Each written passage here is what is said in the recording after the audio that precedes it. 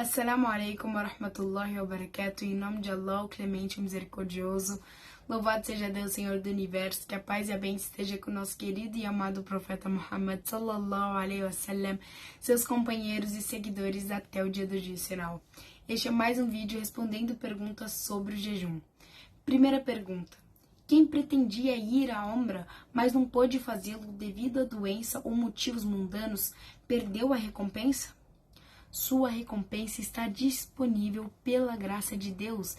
Disse o profeta: se o servo adoecer ou viajar, Deus Todo-Poderoso escreverá para ele uma recompensa semelhante à que costumava fazer saudável e residente.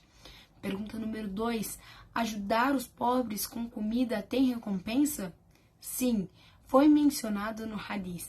Quem alimenta uma pessoa em jejum terá uma recompensa semelhante à deles, sem prejudicar em nada suas recompensas. Terceira pergunta: qual é a comida que chega ao iftar dos pobres? Foi dito: o que significa quebrar o jejum é a menor quantia com que o jejuador quebra o jejum, mesmo com uma data, e alguns estudiosos disseram: o que significa é que ele o satisfaz, porque é isso que o beneficia o jejum, pessoa durante a noite, podendo dispensá-la da refeição antes do amanhecer. Portanto, a pessoa deve se oferecer para quebrar o jejum tanto quanto possível, especialmente com sua necessidade e pobreza. Pergunta 4. É legítimo certificar-se de ler o Alcorão no Ramadã? Sim, porque isso é da Sunna do mensageiro, e Gabriel, que a paz seja com ele, costumava estudar o Alcorão com ele todo o Ramadã. Pergunta 5. Qual é a regra para quem sela o Alcorão e o leva aos mortos? Aqueles que orientaram os procedores, que Deus tenha misericórdia deles, não fizeram isso, e devemos lembrar que o homem deseja fazer o bem para si mesmo enquanto está presente, porque desejar ganhar boas ações e apagar más ações. Pergunta 6.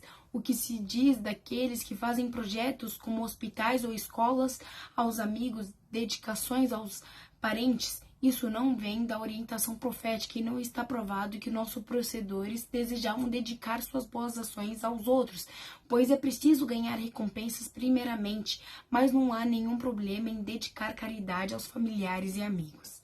Pergunta 7. Há aqueles que memorizam o Alcorão mais de uma vez e os vendem a outros para que o comprador o dê a um parente falecido. Qual é a decisão sobre isso? Este é um ato estranho e algo inovador na religião. Pergunta 8. Existe um limite específico para completar o Alcorão?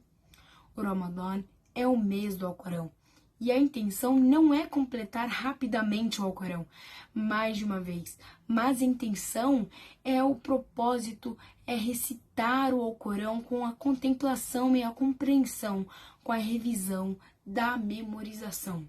Pergunta 9.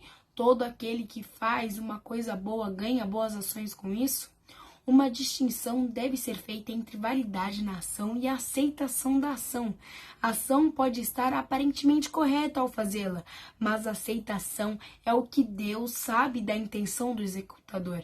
Portanto, o dever é cuidar da correção da obra, prezar pela sinceridade e temer a Deus nela. O Todo-Poderoso disse: Deus só aceita a oferenda dos justos. Pergunta 10. O que o profeta distinguiu em sua moral e ações durante o Ramadã? O profeta, com sua generosidade, era inigualável para qualquer pessoa, pois aumenta a generosidade no Ramadã, e foi isso que Ibn Abbas narrou dizendo: o profeta, que a paz e a bênção de Allah esteja sobre ele, era o mais generoso das pessoas, e ele era o mais generoso no Ramadã quando estava vivo. Narrado por Al-Bukhari. Pergunta 11. Essa generosidade é apenas em termos de pensão alimentícia? Não, mas ele está em todos os aspectos de bondade com Deus Todo-Poderoso e depois com as pessoas.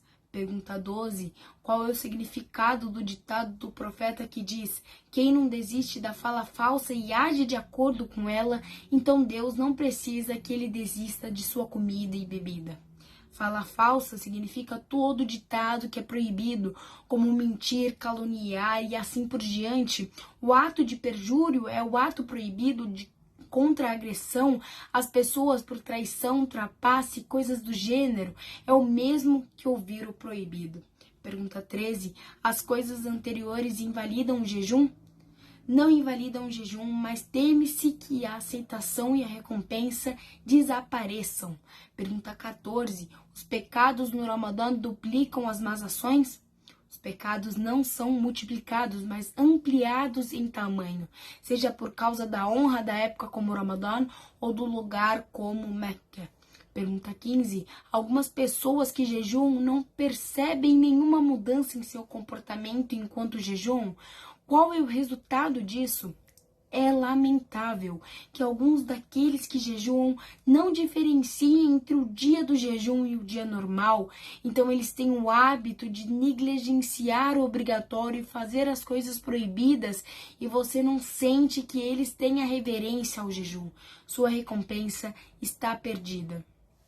Espero que nesse vídeo vocês tenham entendido a diferença básica entre fazer a ação e esta ação ser aceita por Deus. Tem uma diferença grande, por isso que não devemos falar, como por exemplo já dito nos vídeos anteriores, eu vou cometer o pecado agora porque no Ramadã vou jejuar e Deus vai me perdoar. Não, aquele hadith se refere à aceitação de Deus sobre o seu jejum. Quem jejuar com fé e esperança e ser aceito o seu jejum com a intenção certa será perdoado. Espero que todos tenham entendido. Qualquer dúvida é só deixar nos comentários que terei o prazer de responder. Wassalamu alaikum wa rahmatullahi wa barakatuh.